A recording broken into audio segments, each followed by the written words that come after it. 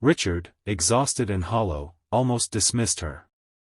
But when he saw Ethan's eyes light up as Maria read the list aloud, fly a kite on the beach, feed the homeless, ride a horse, watch the stars from a rooftop, something inside him cracked. And so began the 3 months that would change everything. Maria took Ethan to the ocean, his laughter echoing as the kite soared above. She wheeled him into a soup kitchen, where he insisted on serving bowls himself, despite shaky hands. She brought paints to his bedside, and together they smeared colors across canvases, not caring about the mess.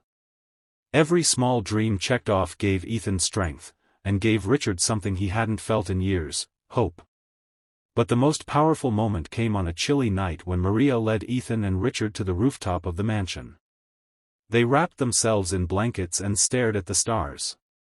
"I don't think I'm afraid anymore," Ethan whispered. "I thought 3 months meant the end. But you showed me, it can still mean everything." Richard turned away, tears streaming down his face. For the first time, he realized what billions hadn't bought him, someone brave enough to give his son the gift of truly living.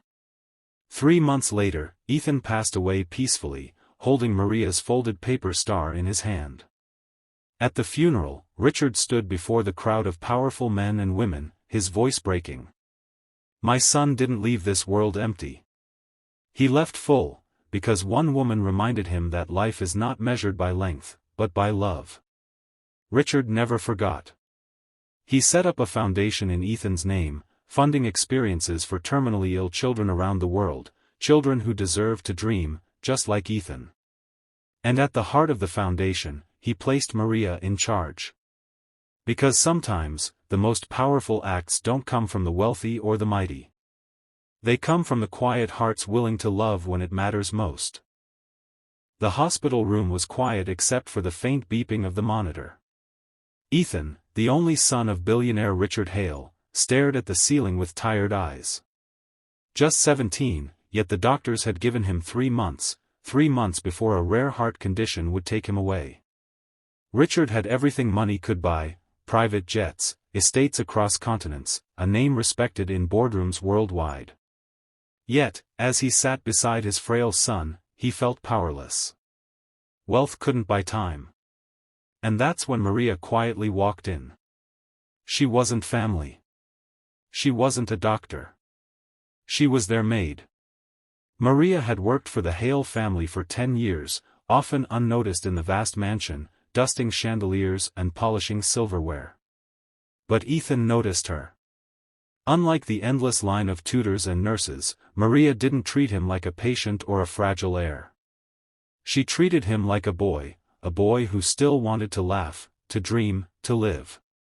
One evening, while Richard was buried in meetings and Ethan lay silently staring out the window, Maria came in holding a small wooden box. "I want to show you something," she whispered, placing it in his hands. Inside were worn-out photographs, handwritten notes, and a folded paper star. "These are my dreams," Maria said softly. "When I was your age, I wrote down everything I wanted to do before my time came. Travel the ocean, learn to paint, dance under the rain. Life was hard, and I couldn't do them all, but I kept this box, to remind myself that every day still holds a chance." Ethan's lips curved into the first smile in weeks. That night, with Maria's encouragement, he started his own list. Not of medicines, not of hospital visits, his dream list. The next morning, Maria did the unthinkable. She went to Richard. "Sir," she said, trembling but determined, "let me help your son live, not just wait to die."